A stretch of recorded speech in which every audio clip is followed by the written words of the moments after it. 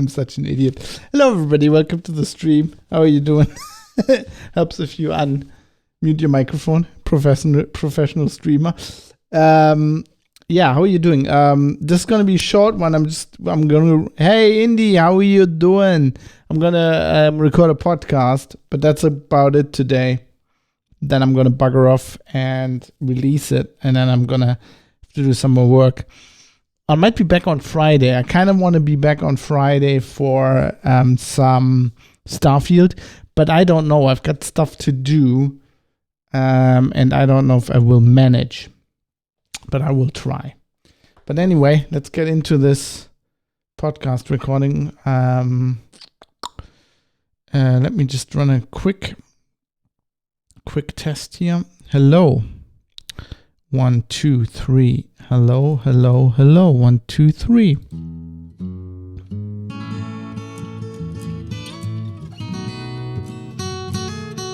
One, two, 1, 2. 1, 2, 3. 1, 2, 3.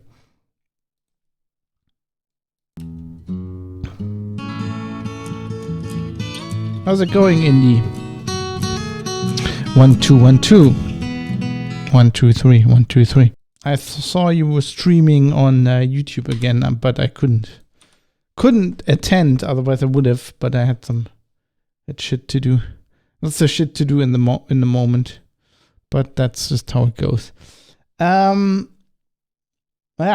think I'm ready to go. Ground rules apply. I'm not going to interact with chat as much during the podcast as you know probably.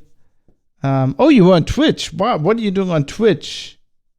Why are you doing YouTube and Twitch? That is confusing. Oh yeah, you're on YouTube tonight. So when are you on YouTube? So since I can't raid you, let us know so people can watch you as well.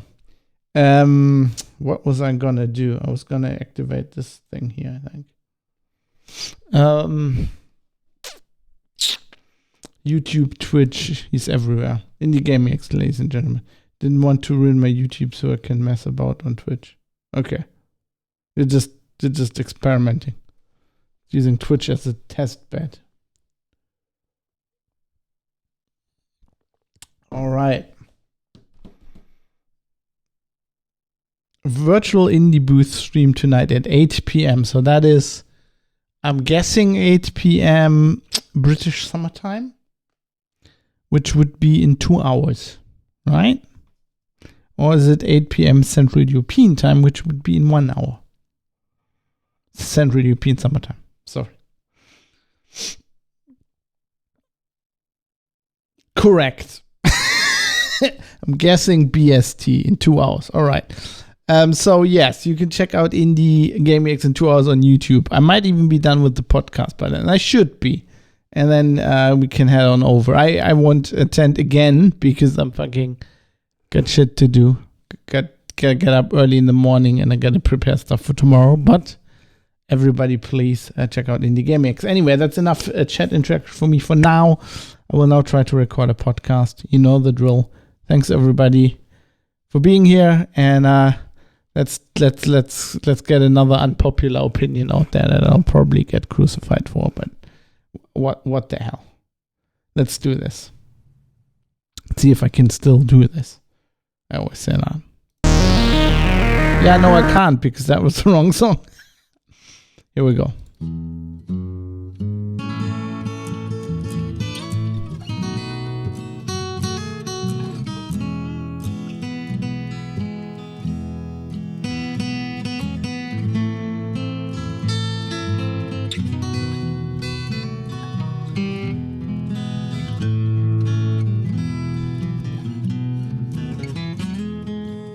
You are listening to The Private Citizen, a civil liberties podcast. This is episode 157 for Wednesday, the 13th of September 2023, when well-meaning people make the laws. Hi everybody, welcome to the podcast. Yes, I'm here. I'm back.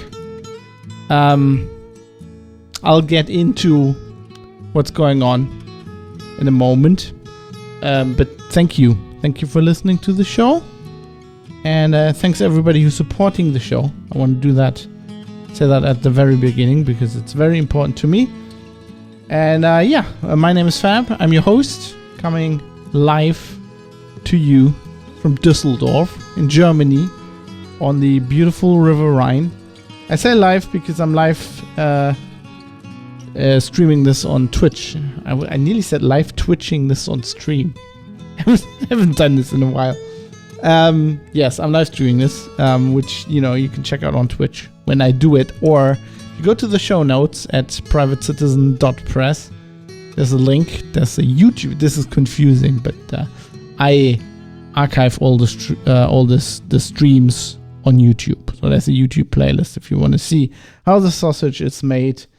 I don't know why you would want that, but that is certainly a thing you can do if you want to.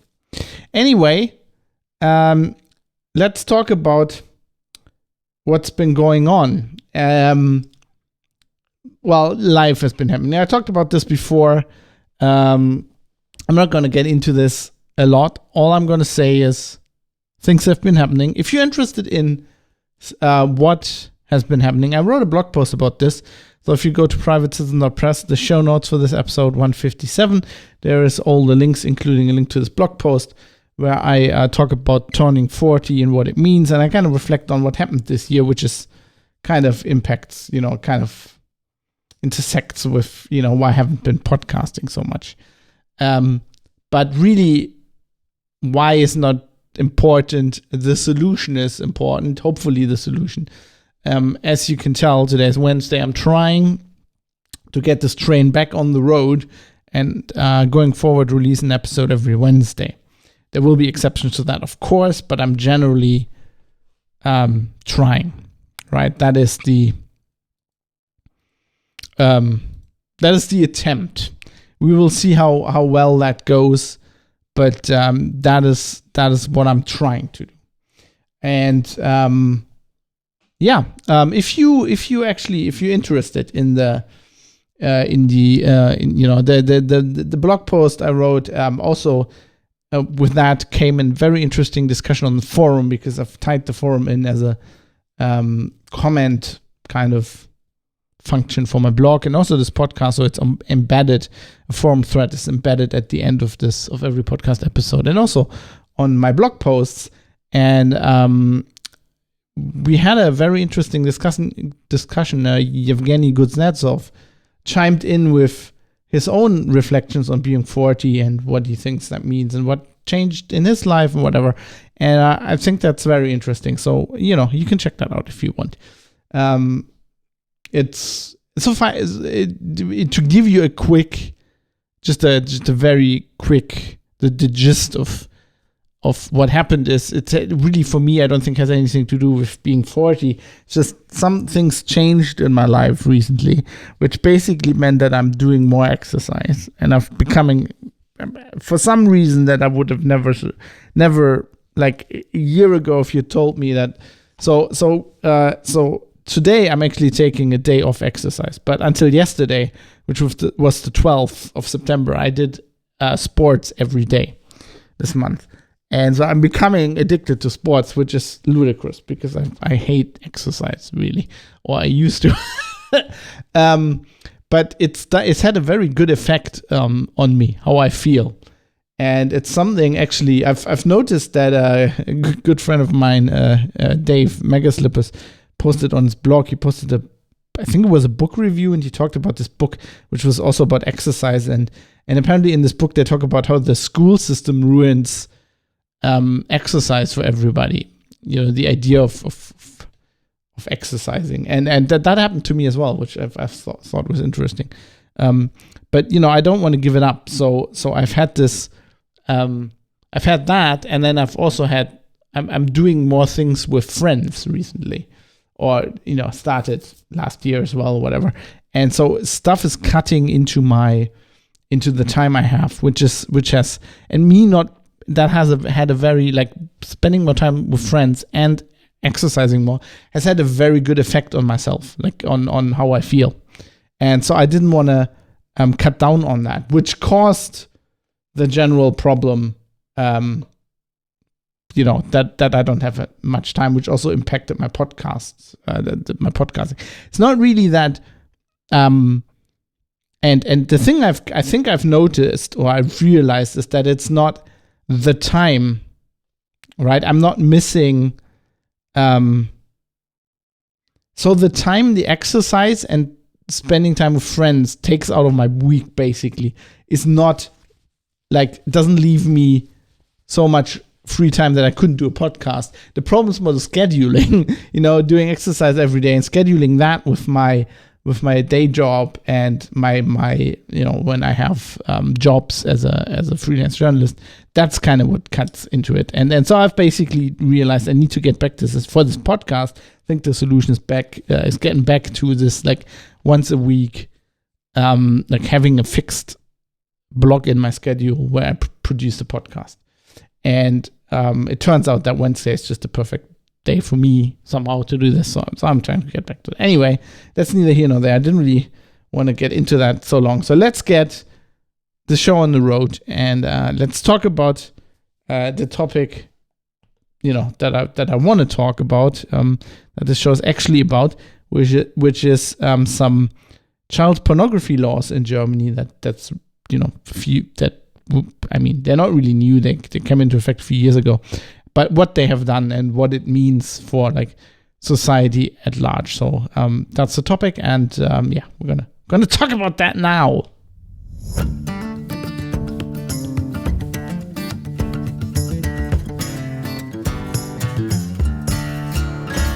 As you can tell, I need to do this more often. I'm totally out of practice. But so basically, this is a German topic, but I want to break it down or kind of get a bird's eye view of it that illustrates a larger problem that I've talked about before, but that this exemplifies very well. And I think that's applicable to you, even if you're probably not in Germany as you listen to this. But so this is not only German laws, German laws and German news. I think this is also very applicable to everybody out there. Because I think it's what has caused this is something that's been happening. It's been happening in our society. And by that I mean like the society of Western democracies at large. I think similar problems, even if the laws aren't the same, but similar problems are happening in the UK, in the US, probably in Australia, and in other countries. So I think this is interesting for people outside of Germany. Otherwise, I wouldn't be talking about this on this podcast.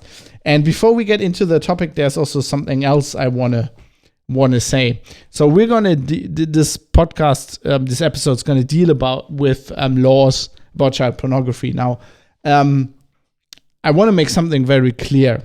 Do not misunderstand me. I do think that there have to be laws against child pornography. And I'm not against abolishing these laws. I'm not in favor of making any kind of child pornography or child abuse legal. I do look at this issue different than many other people, I feel, because I don't have kids and I don't intend to have kids. So I think sometimes I look at this, I feel, more objectively than people who are parents or who, are thinking they might be parents one day and are thinking about that in these kind of terms. I just don't see these things emotionally or as emotionally as other people because I do not have kids. Pretty much these laws, aside from my professional life, which we might get into, which I might talk about as part of this episode as well, but like aside from there, for example, child pornography is always used as an excuse to pass all kinds of laws that impinge on people's privacy on the internet. Therefore, this always comes in when I write about professionally, write about privacy or IT security and stuff like that. But other than that, these laws just simply don't affect me because I do not have any kids, and I am not, I'm not aroused by child pornography. It's not a thing that I would ever, get in contact with, aside from, my personal life, right? I don't know anybody who's, as far as I know, who is into this kind of thing, and I don't have any kids. So this is a topic that I just see very unemotionally from a perspective of just the society at large, which is, I think, why I see it different than other people. But also, I think sometimes, better because I'm not emotionally invested. And the reason, for example, why I think that there have to be laws against this kind of thing is simply that it is obvious to me that most of society wants this, right? I personally, because I do not have any, in German we say Berührungspunkte, any contact points. Like these kind of laws do not affect me at all. I don't really care one way or the other, to be honest. But obviously, most people are parents and feel very strongly about this, including my own parents, for example, which is obvious, when you talk to people. So it's obviously something that most society feels very strongly about. So I feel like from a purely somebody who's studied history and politics and how laws come about and what laws are supposed to do. For me, this is a very logical. I mean, this is what laws are meant to do, right? They are meant to codify something that society wants at large wants codified, even if it doesn't affect you personally. It is something that is probably for the better of all society. Anyway, I just wanted to say that before we get into the topic, so that there are completely no misunderstandings, because I'm putting this out on the internet, and misunderstandings seem to be the norm on the internet. So I kind of wanted to get ahead of that, and I kind of want to explain my stance on this, right? Because obviously it is a very special, or a stance that not many people have, because I think I am clearly in the minority in society as somebody who doesn't have kids and doesn't want to have kids. I think that is clearly a minority of people. So it's a special perspective. So I just wanted to make that clear. Now, why are we talking about this? As I said, to me, this is always, child pornography, or as they like to call it these days, CSAM, which stands for child sexual abuse material. I'm just going to keep calling it child pornography because CSAM just sounds, I think they use terms like that to make it more abstract. The people, especially the people who want to pass these laws under an umbrella of protecting against, fighting against child pornography, but are really not concerned with that. They're more concerned with, invading your privacy, basically. That's why they use terms like that. I'm going to call it what it is, what most people understand what it is. So I'm just going to call it child pornography. And that's why I'm, mostly impacted by this. Because whenever there's somebody who wants mass data retention or wants to sidestep cryptography on the side of law enforcement, they always say, we do this because we want to catch people who are distributing child pornography. I think often this is not actually the case. Often this is just a way to make just investigating things for the police easier. And I've talked about this on this podcast and on other podcasts often, because it's just such a blanket, because everybody agrees with that, right? Nobody can say, when they say this in an arena like the parliament or even on TV, nobody in the audience or from any other party can say, yeah, but I am against this. And then what you're against fighting child pornography, and then you have to explain, no, I'm against whatever you're doing, like the end doesn't justify the means, which gets into the weeds, which is the good thing for the people who want to pass these laws or whatever, because they have a very easy message. They're like, we're fighting the evil guys, and if you're against us, you're for the evil guys. And they then put you, who's against actually their methods, maybe not their end, the end they're trying to reach, but the methods, they're putting you into a very hard position where you have to explain in detail and in nuance, like why you are against this law, even though you are for the fight against child pornography, right? Which puts you in a bad decision. And actually, some feedback. I didn't see this because live feedback on Twitch. Indie Gaming actually saying, "Hey, Indie Gaming, supporter of the show. We go swimming in the sea every day now, and it gives me such a mental boost." Referring to me earlier, talking about exercise every day. Yeah, I wish I could go swimming in the sea every day. Although in the winter, I don't know if I'm a fan of that, but it'll float you. But I'm quite envious that you can go swimming in the sea, though. Yeah, I also feel like people say they have more energy at work when they do exercise. I don't really feel that because I always have enough energy at work, but I feel it clears my brain, especially if I get very angry about things or I get frustrated. I go bouldering a little bit, and then I feel better. And I already miss it. I didn't do it today, and I miss it. And the reason why I didn't do it is because my neck muscles are just fucked, because I did way too much exercise. So my body's definitely telling me, like, if you touch your shoulder muscles, if you just touch them and they hurt, your body's definitely telling you to take a break. So that's what I'm doing today.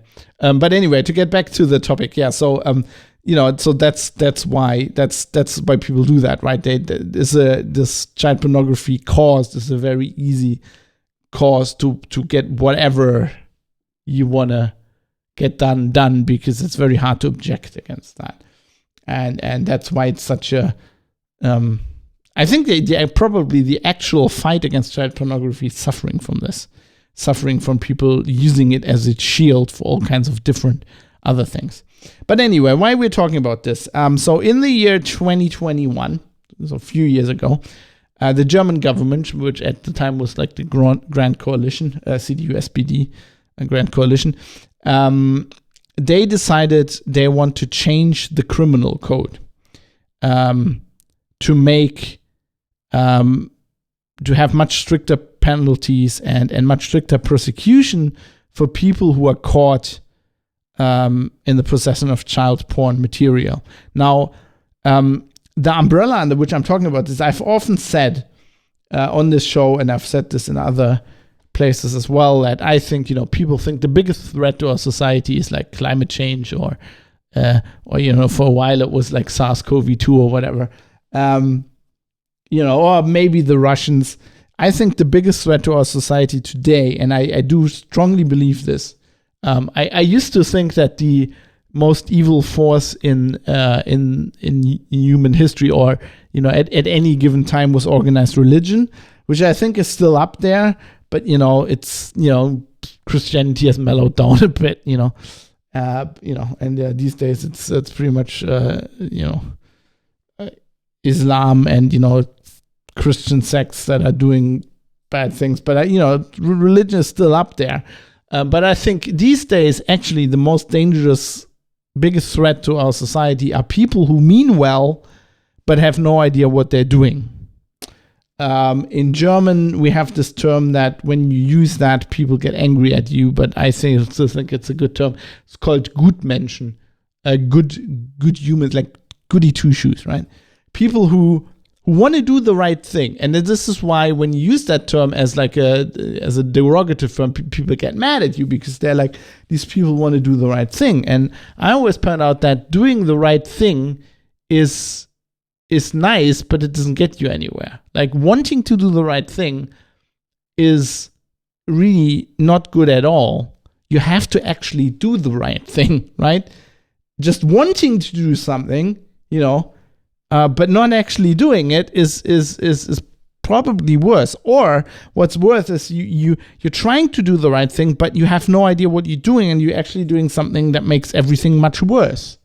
Which this is a case, like there was good intent behind this move to make the criminal code in Germany stricter, but it turned out to be a catastrophe, because the people who did it were idiots. They weren't thinking clear, right? They were thinking emotionally. They weren't thinking far enough, and they didn't listen to the people who knew better. So what they did is basically they made the possession of child pornography. Obviously, I'm not a legal expert, right? Another thing I have to say up front, I'm not a legal expert. I hope that's obvious.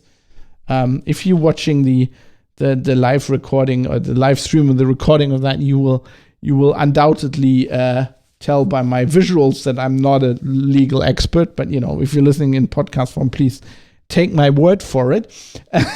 I'm not a legal expert.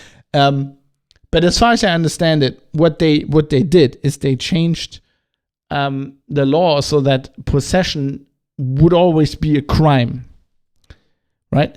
Before this, of course, possessing child pornography was illegal, but there was some leeway for the prosecutor to say, well, let's say, okay, here's how these laws impact me and my job, right? Say you're a journalist, and let's say you're an investigative journalist, and you're investigating. Somebody comes to you, an informant comes to you and says, a source, and says, it's all hypothetical, of course, says there is a child pornography ring in the government, right? There are high-ranking government officials who are distributing child pornography. Now, that would be a valid thing for the press to uncover, right? I mean, you'd have to, at some point, obviously also, get the police involved. I'm not saying journalists shouldn't do that, but that would also be a job for the press to uncover this kind of thing. Now, to do that, let's say this informant gives you proof from a high rank. Let's say they're a high ranking. He has copied the hard drive of a high ranking political official and gives that to the journalist, right? The journalist, before writing a story saying, government minister XY implicated in child pornography conspiracy or whatever, you'd want some proof, and you would have to, for example, if they gave you the hard drive, you check the hard drive, right? You make sure that there is a this pornographic material on there, that it is feasible that the person whose, let's say, laptop this was downloaded that themselves, and that this is actually a legitimate copy of, that person, or could be a legitimate copy of that person's computer, for example. You'd have to do that before you publish the story. And, then you might then you might inform the police and might even give them the material if it doesn't implicate your source. I think that would be a ethical way of going about such a story as a journalist. Now, pre-2021 in Germany, it would be illegal for you as a journalist to possess this material, but there would be some leeway for the prosecutor to say, well, this is not a crime because this was obtained in the person's professional, in their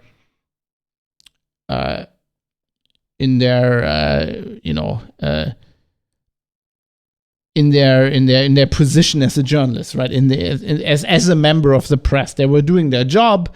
They were trying to ascertain if this material is real, and then they went to the police, right? So they're obviously not dealing in child pornography. They're not spreading the stuff around. They're not consuming it. They were looking at it in a professional capacity as a journalist. And then the prosecutor could say, well, that in this case, it's not a crime. Or if the prosecutor was to prosecute this, the judge could actually, decide. The judge in the case could decide, well, this is a member of the press. This is obviously this does not constitute a crime under the, the spirit of the law, so to say. But they made away with that because under the current version of the law, possessing this material by definition is a crime, which means the prosecutor has to investigate and has to indict, and the judge has no leeway to go, well, this person was meant well, right? It's like, I think, I'm not quite sure, but off the top of my head, I would say like possession of heroin, for example, or like a drug like that would be kind of the same. I think it's always a crime. Like there's no,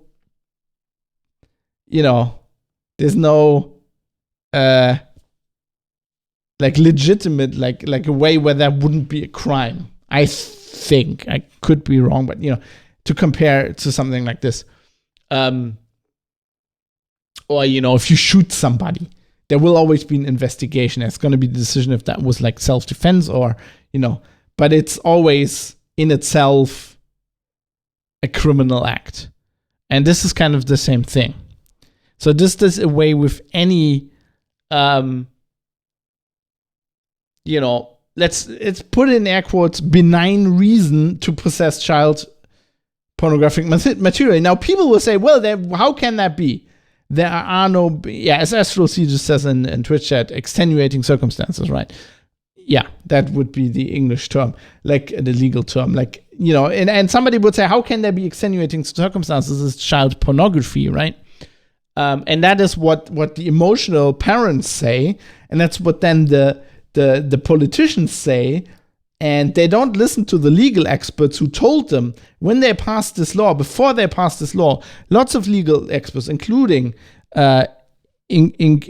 lawyers and judges and other legal experts, said, well, if you pass a law like this, there's gonna be innocent people who get caught up in this and who have their lives ruined and have to go to jail. And so the emotional people would say, well, the well-meaning people who have no idea what they're talking about would say, well, there can be no extenuating circumstances, right? Possessing this material. They don't think about journalists or other cases. I'm going to talk in a little bit about a very emblematic case of a teacher who meant well, but is now caught up in this law and will probably go to jail and lose their job. So what they did is they changed this is Article 184b Strafgesetzbuch, StGB, the criminal code of the Federal Republic of Germany, so that it's always a crime, right? And the minimum penalty is 1 year in jail. I think you could probably get that on like probation. I'm not quite sure, but I think it could theoretically happen. But you'd be ruined, right? You'd be indicted, like no matter why, you'd be indicted as somebody who possessed child pornography, and you would be ruined. Like a journalist would be ruined in that case. And it has now taken a few years. After before passing this law, the experts said this is a big mistake. But the politicians didn't listen to them. They passed the law. It's now taken a few years, but they now realized that it was a bad idea. And they're now actually working, the current government, the traffic light coalition, is working very quickly,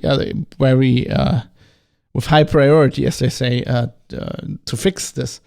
Now, interestingly, even the parties that from the previous government have admitted that this was a bad idea. Some of the people who voted for it have admitted that this should tell you something, because politicians really never do this. They don't vote for a law and then 2 years later they go, well, this was really a bad idea, we should roll this back. They really never do this. It has happened in this case, which should tell you how bad this law is. As I said, they're now working. Well, the current government's working to fix this. I personally don't know, because I'm not a legal expert. I don't understand why it's been taking months to fix this. I don't understand. So I don't understand why we can't just roll back to the previous law. Right? Even if that's not perfect, you could roll it back now to the previous law and then go, okay, we now form I don't know what they do, like a group, a plenary group or whatever, like a working group with experts. And, we realized that this was a mistake, and we still want to change that law, but we now are going to have experts tell us, and deliberate and think a bit more about how to do this. But I don't understand why they can just not roll it back. And rolling it back would be actually very important. I'm going to explain to why, but to make this as quickly as possible would be very important. So one of the reasons why they have suddenly understood that this was a very bad idea is probably some high profile cases. And I'm going to talk about one that is very emblematic about this whole thing, and is a good example of extenuating circumstances, or how you could possibly get into the possession of child porn material, even, not talking about journalists, that's a completely different case, but how you could get in the possession of something like this, and then not like actually be innocent, right? Just not having done anything bad, but you're still going to jail. And the example here, I have links to all of this. This is all in German, so if you don't speak German, I'm sorry, but there were really no English sources for this kind of stuff. But if you go to privatecitizen.press, there's a rundown of what I'm talking about, of course, and also links. So there's a case of a teacher from school in Germany, and what happened is she noticed that in her class, students, I guess male students in this case, were sharing a video of a female student, and the female student had shot a video of herself that was of pornographic nature, like sexting, a sexting video that I think she sent to, I don't know if I think a male student, and the male student shared it around in the classroom. Now, the teacher wanted to stop this and wanted to go to the parents of the female student that had shot this video and explain to them how bad the situation is and just get ahead of that. And so what she did is very dumb, right? This is undoubtedly not a good idea, and you should never ever do this if you're a teacher. But if you think emotionally and as maybe a parent or whatever, you can see where in the heat of the moment she did this, meaning well, just doing something completely dumb, and not thinking about the consequences, because she was under the impression, of course, I'm doing nothing wrong. You have to put yourself into the shoes of somebody who is like, I'm doing nothing wrong. I'm just trying to help. Anyway, she got one of the male students to send her this video. And then she went to the parents of the girl and said, look, this video has been circulating. You need to talk to your daughter. We need to do something about this. And at some point, the police got involved, and obviously she had this video on her phone, and she got investigated, and she's now is now on trial, facing minimum a year in jail. And of course, if she gets indicted about this, she will never be able to, even if she gets out of jail, will never ever be able to work as a teacher again. For having done nothing wrong. I mean, she immediately admitted to this. She admitted to the police that she did this. She explained why. Everybody could see that she just had no bad intentions, right? That she was just trying to help. But the law and the procedure around the law that's all been changed is now such that there is no leeway. The police had to investigate. The district attorney had to indict her. And a judge will have to convict her. And both the judge and the district attorney in this case both said they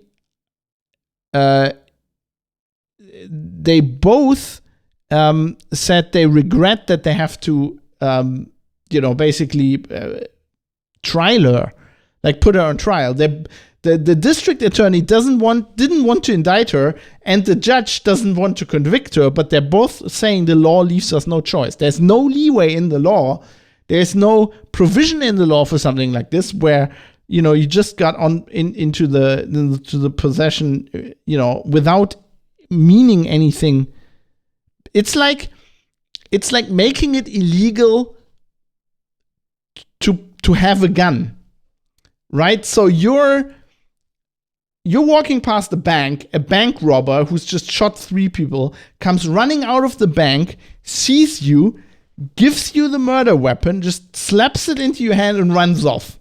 And you're standing there dumbfounded, you're holding onto the gun, and the police arrests you and will now try you for murder because you're holding the gun. It's basically that kind of situation. And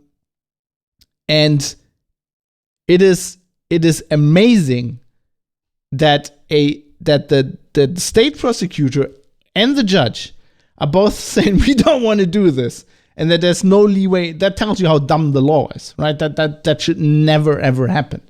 They're on in the legal system, the state prosecutor is on the opposite side of the defendant, and he's basically on the side of they're on the side of the defendant.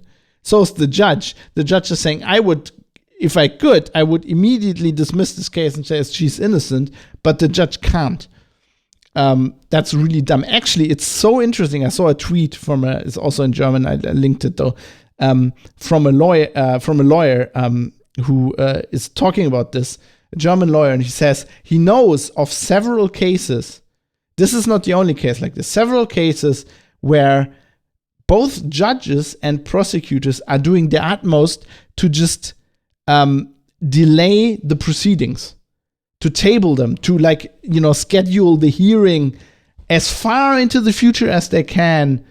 Doing all kinds of basically doing whatever they can under the power of of what they are able to do to have bureaucratic hurdles to stretch out the case, because the government has said that they're going to fix the law, and under German law, as far as I understand, it works like this: if you've been tried, if you're in front of a court, if there's proceedings going on, if you're indicted, whatever, if you've been arrested, whatever, something's going on, and they've indicted you under a certain law, and this law is changed so that you under the new version of the law, you could go the case would be dropped.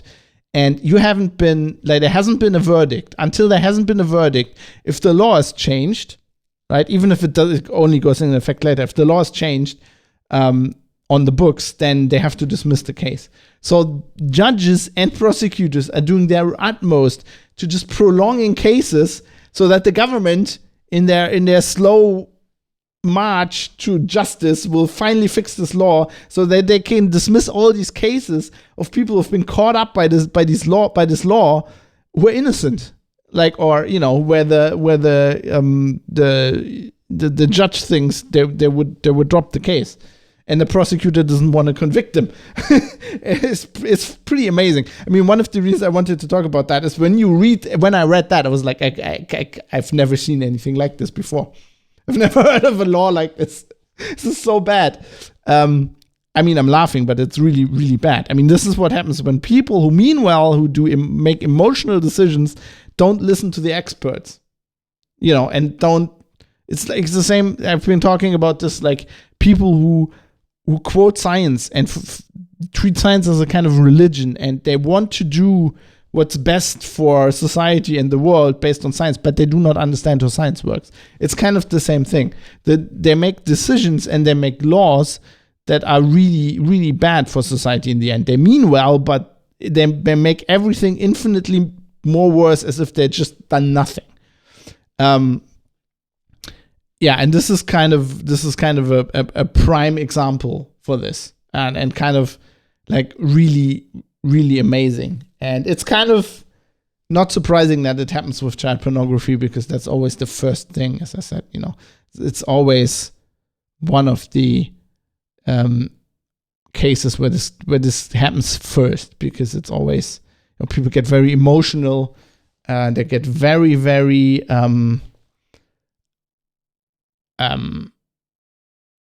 invested in doing something without thinking about it more clearly. And there's some other edge cases you could think about that, if you think about this rationally, right, you could see how passing a law like this is really, really bad. I mean, one of the other reasons, what happens if you get hacked, if somebody hacks your computer and puts this CSAM, as they like to call it, material on your, puts child pornography material on your computer. That was always a problem.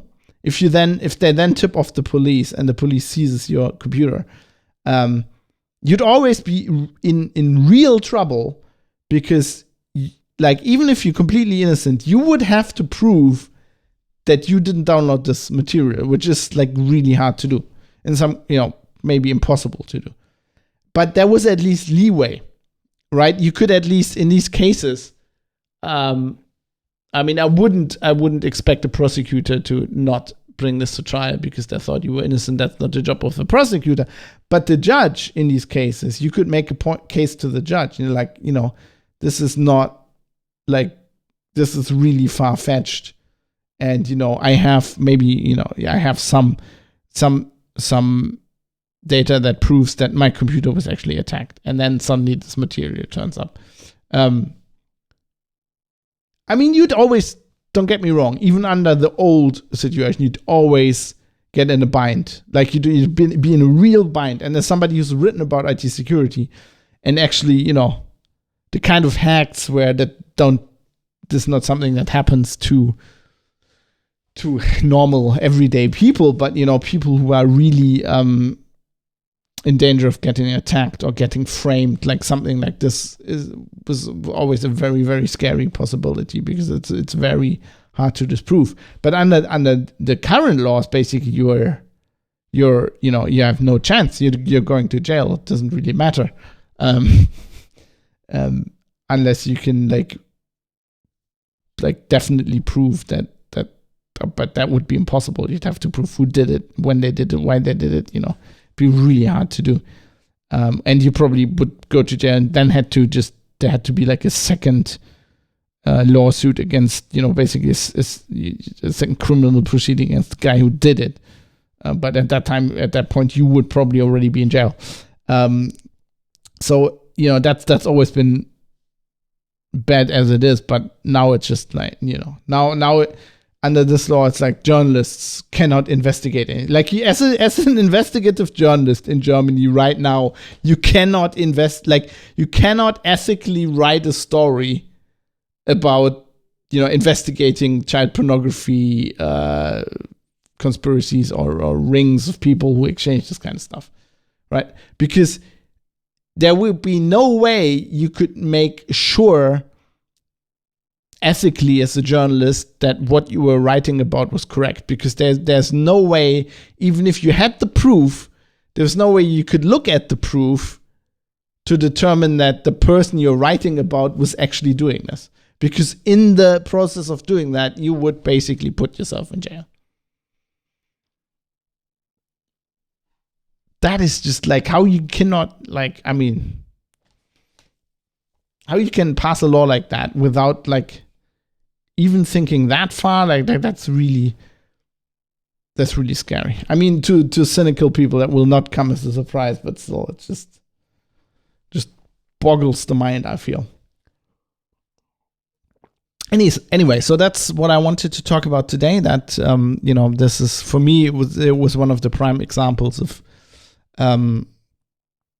people meaning well, being really dangerous. Goody two shoes kind of people, because meaning well is really doesn't mean anything, right? You have to actually do good, and that is a lot more work than just wanting to do good. You'd have to, if you want to change laws like this, it's a lot of work. That somebody who wants to legislate will have do that in a way that's actually good for society, has to very carefully examine all kinds of edge cases. It's a lot of work. This is why legal specialists are paid very well, because to do something like this is painstaking work that takes a long time. And I just feel like, if you're just too lazy for that and you just want to do well, but you're just doing something, then that is really dangerous. And I'm going a little preview to the next episode, which, if my plans work out, I'll record and release next Wednesday. I'm going to talk about the European Union's chat control law, which they want to pass, sidestepping encryption, which I've talked about on the show before, but that involves, looking at pictures that people have on their phones using AI and automatically sending stuff to the police. And that, in combination with laws like this, is insanely dangerous. That will just get people will be sent, if they don't change this law first. I mean, the chat controls was enough, but if they don't change the German law if that passes, then people will be sent to jail because an AI said something is child pornography, and then the police has to investigate, and then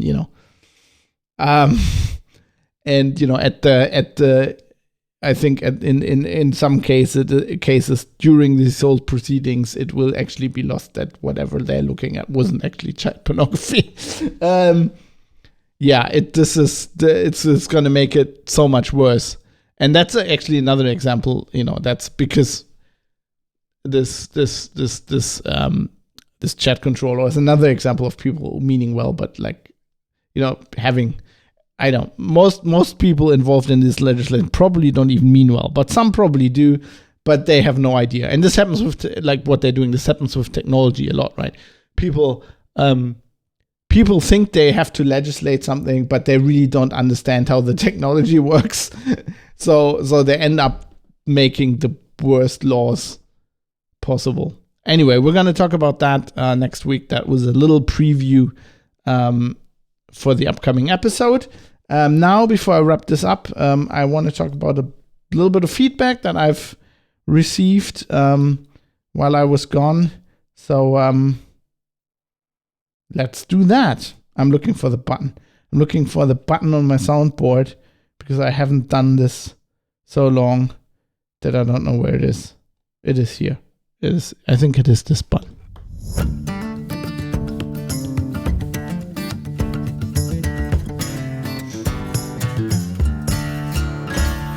Really, it's the same button I pushed earlier, but I just can't do this anymore.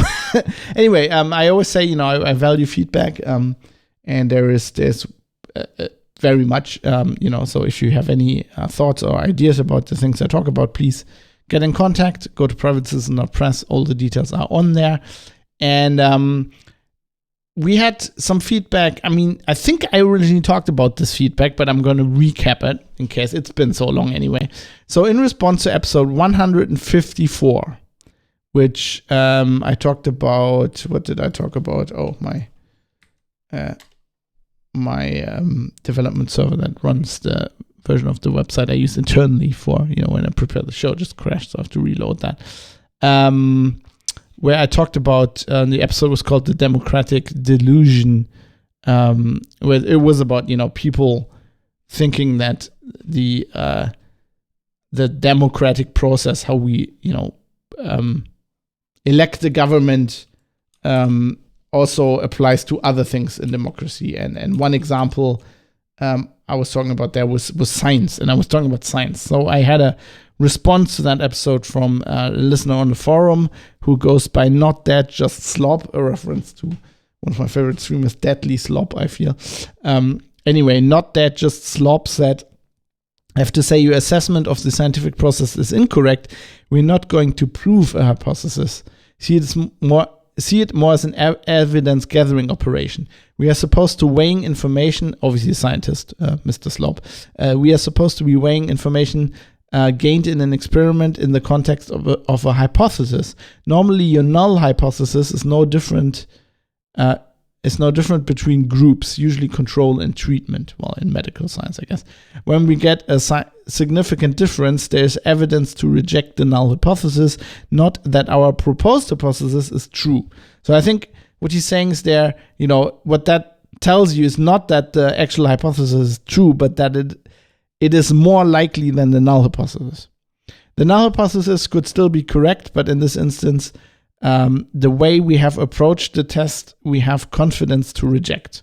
When we continue to test a system over and over, we gather enough evidence against the null hypothesis, then we can conclude, in fact, that our proposed hypothesis is true, well, as true as anything can be in science, which is an important point. This is something that these days people don't understand.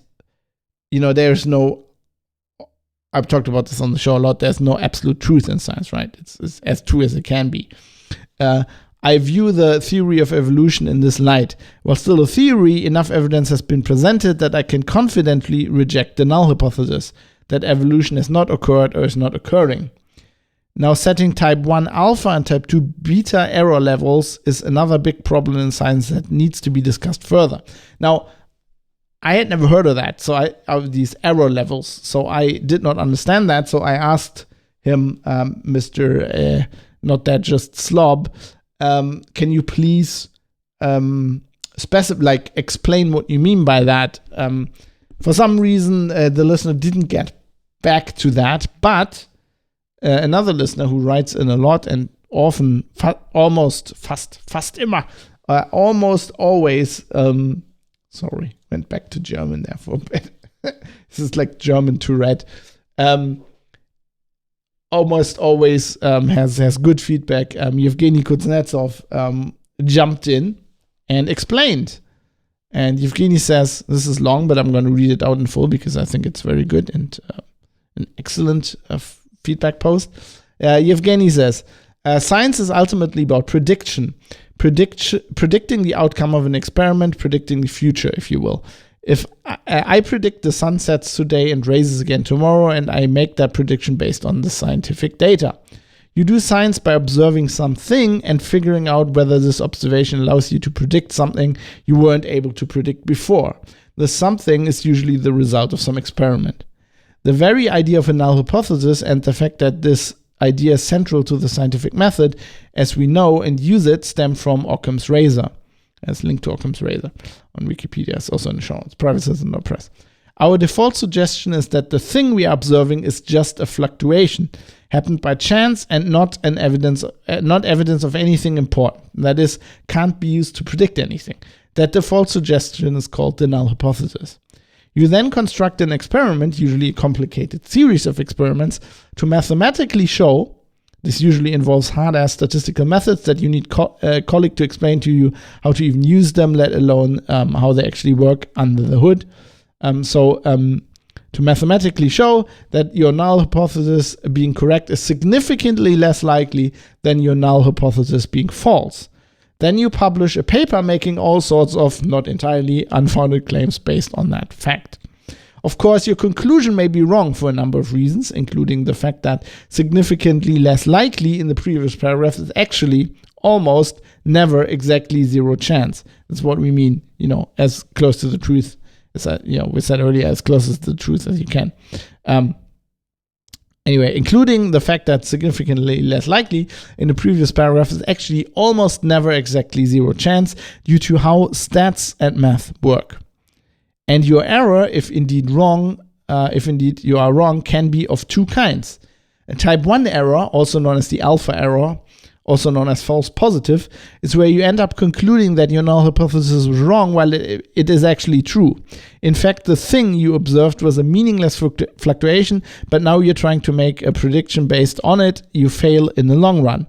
Or a type 2 error, also known as a beta error or false negative, is where you end up concluding that your null hypothesis was true, while it actually is false. In fact, the thing you observed was important, but you failed to mathematically prove it, and you will not make the valid and useful predictions you could have made. I thought that this was an amazing explanation. I have to state that again. And then I gave Yevgeny a great post award on the forum for this because I think it is a great post.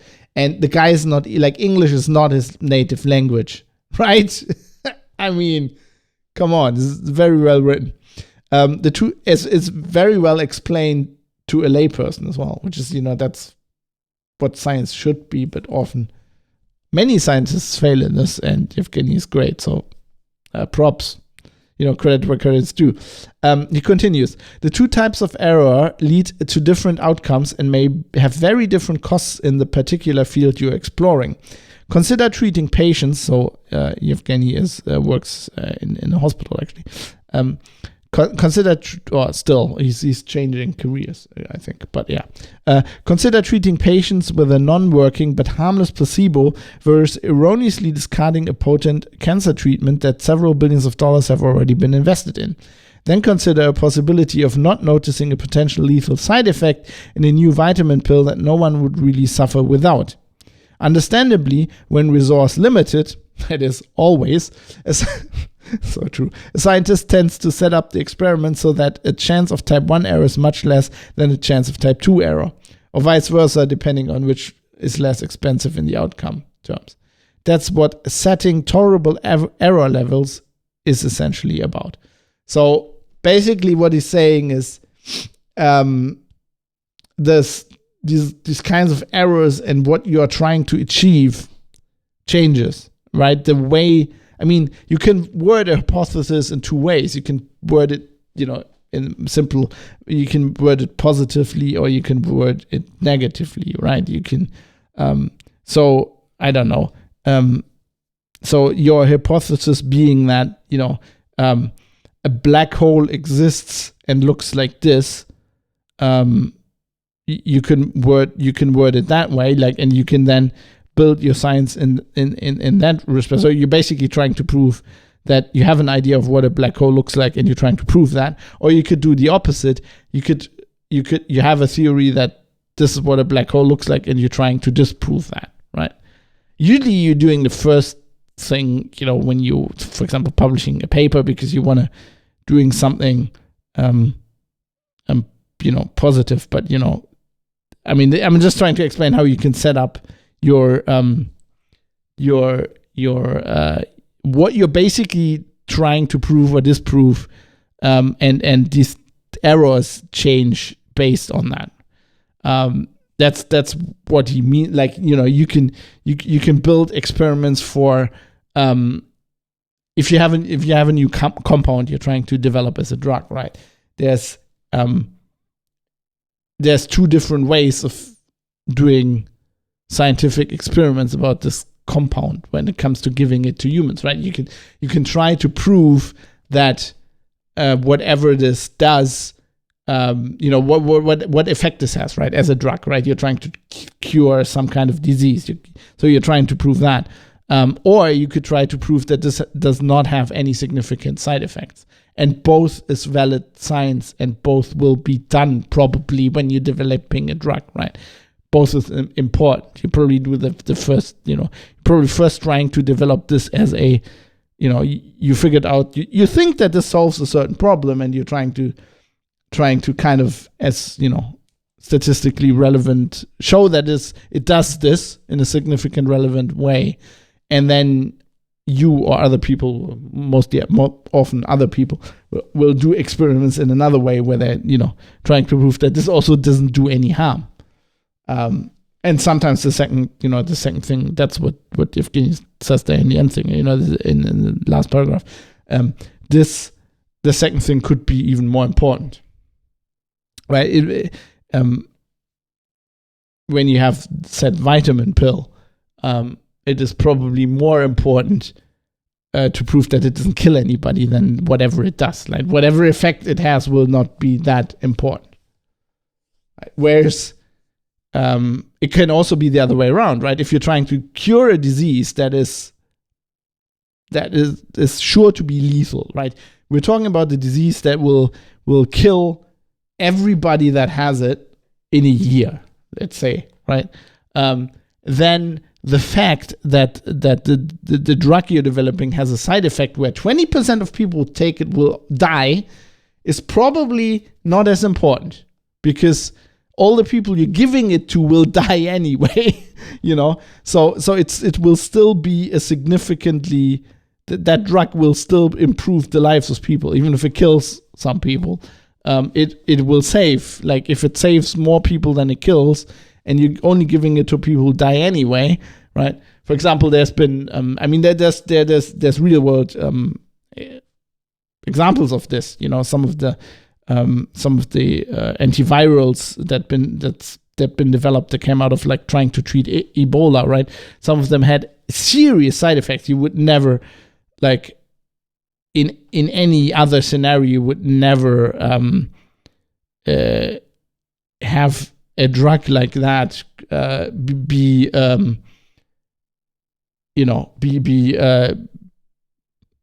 licensed, or be I'm blanking on the word here for some reason. I don't know.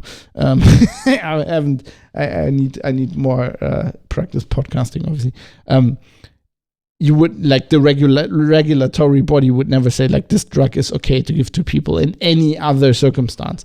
But when you're talking about a disease that is, I don't know, 80%, 90% lethal, right? And you're talking about very few people who get this disease, but, if they get it, they're pretty much dead. You get a lot more leeway with giving them drugs that have serious long-term side effects, right? Because, if they save their lives in the first place, if the side effect is, like, you'll need a new liver afterwards, right? Then a doctor will go, right, but we saved this person's life. Let's first save their life, and then we'll deal with, getting them a new liver, whatever, right? Or them having to live without, I don't know, or serious lung damage or whatever. It's kind of that's very important. Like, and that's not only like in medical science. I think this is. I'm trying to feel what not that just Slob was saying about, but I think this is a very important point. It's a very interesting point about science, right? Because it's also a nuance a lot of people don't understand. It's not like the scientific method works like this and it always works like this. It depends very much on what you are looking at, like what you're trying to research, what you're trying to. Science is, in the end, you're trying to find out a truth about something. You can never get to the absolute perfect truth in most cases, but you're trying to get as close to the truth as possible, right? Whether it's how the universe works, how stars are formed, what happens to a star when it dies, or whether you're trying to research a certain compound and what it does to the human body, or you're trying to research how certain cells develop into tumors or whatever. You're basically trying to figure out how the world works, the universe works. You're trying to get close to the truth. But to do that, you have to work with, you're observing something, and then you have to, you're observing something, and then you have to kind of try to decide what that means. Then you have to formulate a theory, and then you have to try to design experiments that test your theory, right? And as we've learned, basically against the null hypothesis, which just means you're trying to figure out if your theory is more likely than something else. Like, is this more likely than whatever I observed, right? Is this actually something significant that gets me closer to the truth, or is it something that happens because of pure chance, right? And that will be, whereas, if you look at a picture that you took through a microscope, and you're like, okay, this cell looks like this. Is that just a random mutation, or is that because there is a disease at work, right? Or you're trying to figure out what happens. Like, why can I not see? For example, if you have if you look at the cosmos, right, and you're looking at the stars and light that comes into your telescope, like, why can I not see these stars, right? Is there's something in the way, but why can't I see it? Like, why is there, like, is that a dust cloud? Is it dark matter? Is it a black hole? Those kinds of things. You're observing something, and then you develop a theory. And you can also do this without observing anything. That is like theoretical physics is a lot of that, or like philosophy, right? Is it, if done right, is also a science, but you're just you're using the same tools, basically, the same way to build a hypothesis and to test it, but you're testing it differently, right? You don't have empiric data. You're trying to doing that with pure logic, basically. And often, like in something like theoretical physics, that's often the first step, and then other people develop actual ways of gathering data, and then your hypothesis will become closer to being validated, because now a black hole is not simply an idea you've come up with pure logic, is also an explanation for something you can observe. And like, that's one of the problems I always have, for example, with people doing science based on computer models. I don't think that is in itself bad, because basically, as Yevgeny explained, a lot of science is just statistics, and computers are really good at statistics. So, feeding lots of data into a statistical model in a computer and trying to come up with basically predicting the future, which is what all science is, as Evgeny has explained, or most of it is, I think. You're trying to, maybe not historical science, I don't know, but you're you can do that. The problem I often have is that when it's not done correctly, the people who do it, I mean, a computer model is always built by a human, right? And you have to factor that in. So the guy who builds the model even subconsciously builds biases into the model. And I think the problem is also often not the scientists doing this, because, speaking, for example, about climate change, when, lots of the supporting evidence is based on computer models. The scientists that do that often understand the limitations, and they put that in the paper. The people who do not understand that are the people who are writing about this in the press, or activists or politicians who make laws, as we've seen today, right? They mean well, but they don't understand what they're doing, really. So they don't understand the limitations. They go, well, this computer model proves. Well, not really. It's trying to disprove the null hypothesis, and it also has severe limitations, which are listed in this paper, but that is often overlooked. So, I think often the problem most of the time is not the scientists. Most scientists do their job pretty well. I mean, there's problems in science also. There's pressure to have a lot of publications, and there's often these days people who just publish any old crap just to have a publication. But that is a relatively minor problem. I think in general, scientists do a lot of work, and they do a lot of good work, and they're so meticulous about their field that they often understand the limitations of what they're doing, and they're very direct and very straightforward with explaining that to people. It is often the people whose job it is to interpret this for, like, the layperson, like people like me, journalists, right, who do a bad job of explaining it, which then leads to people like politicians who can't read the scientific paper, because they are not trained for that. They are, in some cases, I think, not intelligent enough to do it. They will have to fall back to people explaining this in lay terms, and they often make mistakes, right? And this is how we come to things like people saying, 98% of scientists agree, which is, in anybody who does science, this is a meaningless statement, right? Because that's not what science is about. Science is about always challenging exactly that, right?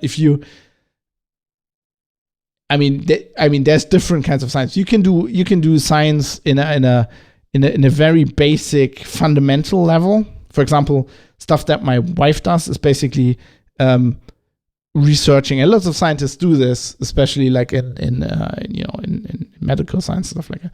You're researching something that is just completely not understood. Like, somebody will discover a new cell type, and then you're researching, what do these cells do? So then you are just like, you're just out in it's space, the final frontier, right? No man has gone here before, and you're the first person or woman. You're the first human to go, well, what does this mean? Right? And that's also like, it's always the cutting edge of science. That's if you're Oppenheimer and you're building the first nuclear bomb, you're like, I don't know. We don't actually, the general asked you what could happen. So, we could destroy the world, right? How high is the chance? Well, it's statistically not very likely. But that is one type of science. But there's also like lots of that. Lots of science is just being the second guy who goes, I don't think the prevailing 98% are right. Something like, the theory of evolution. People had lots of theories where how animals developed, and Darwin was like, I don't think I think this is how it works. And for a very long time, people said, that's crazy. Or, black holes. There were experts in the field who said this is idiocy, this is crazy. And I don't know if I've thought about this on a podcast before, but if you haven't seen Oppenheimer, the movie, Nolan's Oppenheimer, it's an excellent movie. It's very long. It's very dry. It's more like as a biopic, right? It's more like it's not an action-packed suspense movie. But it's if you have a interest in science, it's very interesting. And there's an excellent scene in there where they're all in the laboratory in the morning, and somebody brings in a paper, and the paper says the Germans have split the atom. And they're reading the paper and they're going like, this can't be right. And so the news is that I think Heisenberg or whatever, like the German research group has managed to bombard an atom with neutrons and split the atom. And Oppenheimer goes, there must be wrong. Like the journalists have this wrong. Or somebody or the Germans are lying. Something's wrong. And he goes to a blackboard. And then there's a cut. And then it's like 20 minutes later, the blackboard is like completely covered. And Oppenheimer goes to like his colleague and says, "Look, I have a really well thought out like theoretical explanation of why you cannot split an atom by bombarding it with neutrons." And he's just like going to explain it when somebody runs in from next door and says, "Well, you are wrong because Joe over here," they have like so Oppenheimer is like the theoretical department. They have like the guy with the cyclotron next door. I forgot what his name is. This guy like, he just did it. And they go over and they look at it, and Oppenheimer, they have like a oscilloscope, and Oppenheimer's like, "Oh, okay." So like the 20 minutes I just did is just like, okay, I guess that's obsolete now. And that's like a very good encapsulation of how like science works, both on a theoretical level as well as actually being a scientist. Usually it doesn't take 20 minutes, it's more like 20 years. Like you work on something for 20 years and then somebody, you convince, and everybody's convinced this is how it is. This is like the truth. And then some guy comes along and says, "No, actually, we did this, and we think it's like that." And then everybody goes, "Oh, okay." So there's this falsity of thinking that lots of people fall into these days, that, first there's an absolute truth, and science job, like lots of people think science is like a body of knowledge. It's like the book of knowledge that you can consult, and then you're like, "Oh, I want to know this." And then you can go to the scientist whose job it is to figure out the truth and then write it in a book. Whereas, as Yevgeny explained very well how it actually works, is a process. It's always a process to find something that approaches the truth. And, and sometimes somebody comes along and changes everything. Sometimes it doesn't, like, the Watson and Crick model of DNA has held up. Like the closer and closer we get with new microscopes to actually look at DNA, the more it looks like it actually looks like this, which is amazing. Like if that comes out, that if at some point we have a microscope where you can actually look at the molecules and they actually look like the model we have right now, that would be amazing, because those guys, or actually the woman who came up with it that Watson Crick stole it from, just did that theoretically, right? That's just a theoretical model, but it held up so far to everything people have thrown against it. And sometimes it works like this, or it's like the theory of evolution, where like the more we learn, the more plausible it actually is, where it's now at a point where you can confidently say, "I think that's how it works." But the crucial thing is, always ask the next question. We've talked about this on the podcast before, which is basically have an open mind. You always have to have an open mind. Yes, this is how evolution works. We're pretty sure it is. But if somebody comes along and says, "No, it's not, here's a better theory," you can't just go, "Well, you're an idiot. Go away. This is science. This is how it works." That's not how it works. Anyway, I thought that was a great explanation by Yevgeny. Thanks for jumping in and doing that. And before I wrap up the show, I just want to give a hint to maybe there was another nice feedback post from Mike, which was also relatively long. I'm not going to read this out, but the thread's very interesting. So Mike Jensen, you know him. He was on the show before. Maybe he'll be on the show again. I would hope, if he ever wants to.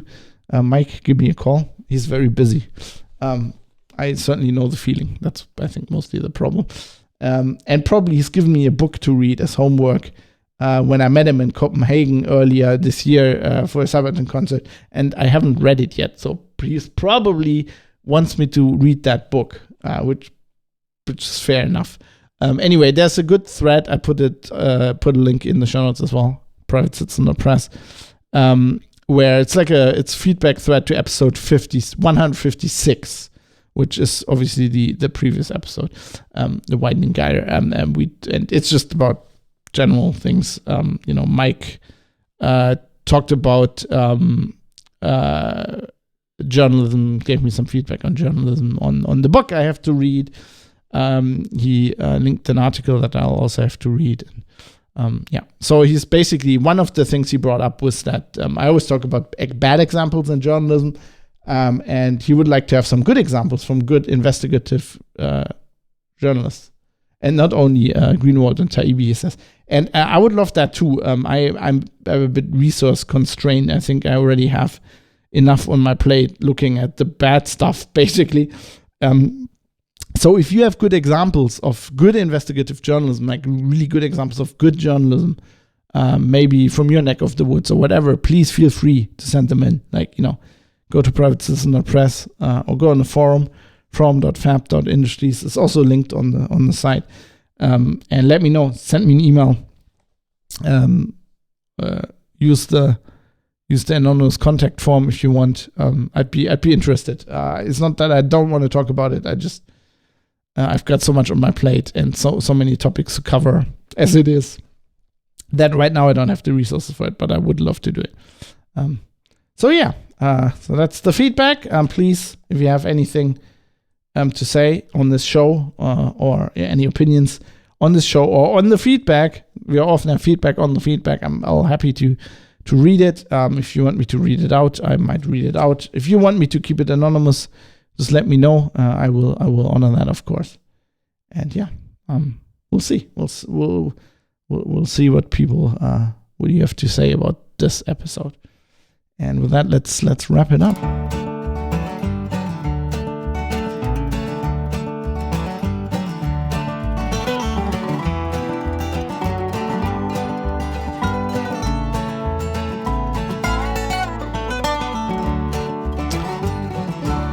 This is the point of the show where I would like to thank everybody who's been supporting me, especially right now, because, I haven't put episodes out for quite a while and people are still supporting me, and I love that. So people are members of my Patreon, and they, there's various ways of contributing every month to keep the show running. And I'm honored that people do that, even though I've been slacking recently. So thanks a lot to my showrunner, Sol Galtarin, who's doing a huge part keeping the show on the road. Also, my executive producers, Butterbeans, Jaroslav Lichtblau, Rizal, and Sandman616. Many thanks to my supervising producers, Avis, Bennett Piata, Dave, IKN, Jackie Plage, Jonathan M. Hetai, Krunkle, Michael Mullen Jensen, and Tobias Weber. Or Tobias Weber, maybe. Also, thanks to my producers, Andrew Davidson, Astral C, Barry Williams, Cam, Captain Egghead, Dirk Didi, Fadi Mansour, Florian Pigosch, Joe Poser, Mr. Amish, RJ Tracy, and Robert Forster. Thanks to my associate producers, D, Jonathan, Yuan Sonin, Kai Sears, Ricky M, Steve Hose, and Vlad.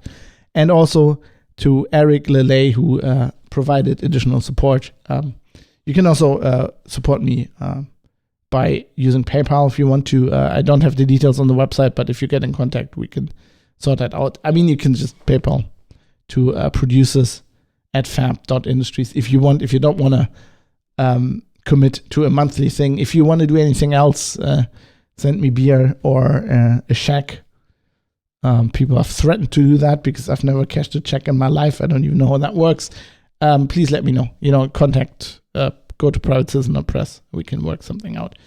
I also have to thank Bytemark at bytemark.co.uk, a great British cloud hosting company who provides the service and the bandwidth for this podcast. Couldn't do it without them. So thanks to Bytemark.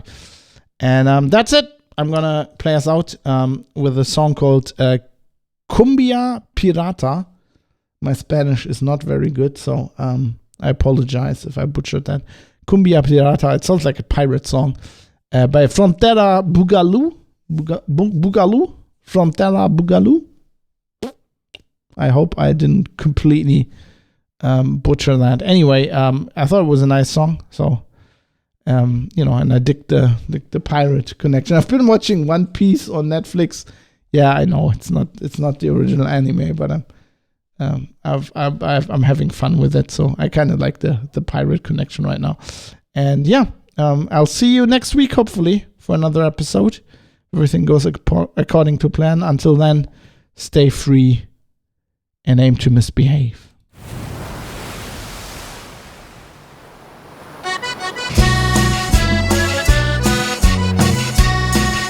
Okay, that's a bit loud. I'm going to have to restart that. I'll fix that in post.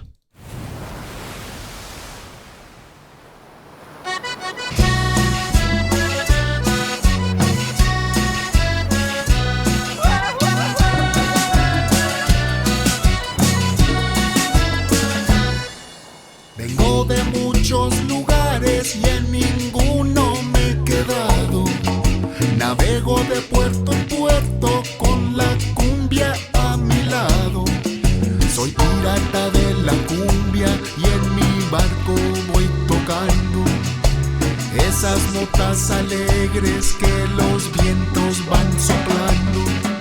Viajero y cumbianchero, el acordeón es mi idioma. En cada puerto que llego las mujeres se enamoran. A mí eso no me importa, mi deseo tiene otra forma. Las cumbias que yo compongo son materia de otra cosa. Corazón, corazón anclado, anclado en tu querer. Un barco encallado que no puede volver.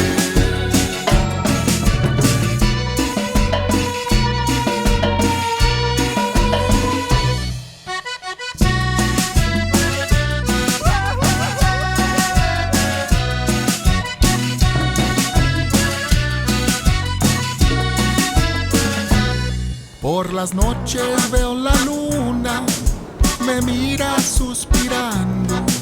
Anhelo esos momentos en que estoy a tu lado. Nacemos con el derecho de ser parte de un poblado. A muchos ese sueño se nos ha negado. Solo queda seguir cantando, tomando y fumando, gozando, bailando con la cumbia de mi amor. No hay ola que me detenga, cantando sigue mi navegar. No hay ola que me detenga, cantando sigue mi navegar. Corazón, corazón anclado, anclado en tu querer. Un barco encallado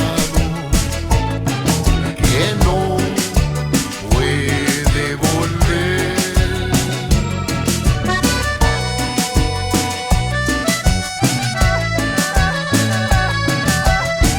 Pura cumbia fronteriza.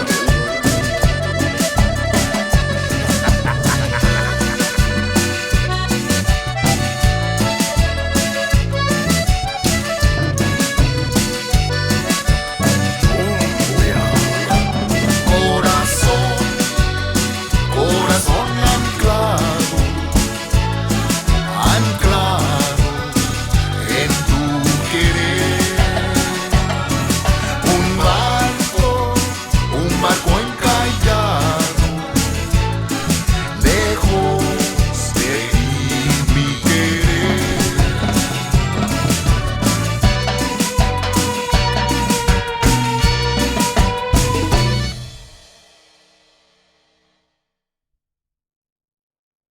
All right. That's it for me for tonight. Let me just save this file. That's another podcast recorded. Hopefully from now on every Wednesday in the evening, probably. I'm going to try. I'm going to try to be back on Friday for some Starfield, but I can't promise that. lots of things in flux at the moment, as far as that is concerned. But yeah, thanks for watching, everybody. I enjoyed that. I hope you enjoyed that as well.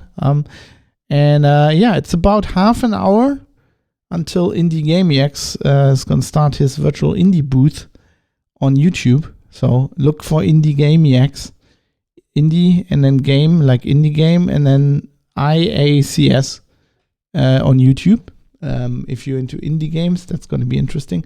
Watch it anyway. Indie's a cool guy. He's fun to listen to.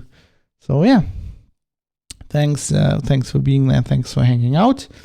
And I'll hopefully see you soon. If not on Friday or the weekend, then most likely next Wednesday. I'm pretty sure I can get that to happen. Until then, stay healthy and all the things, and aim to misbehave and all of that. Goodbye.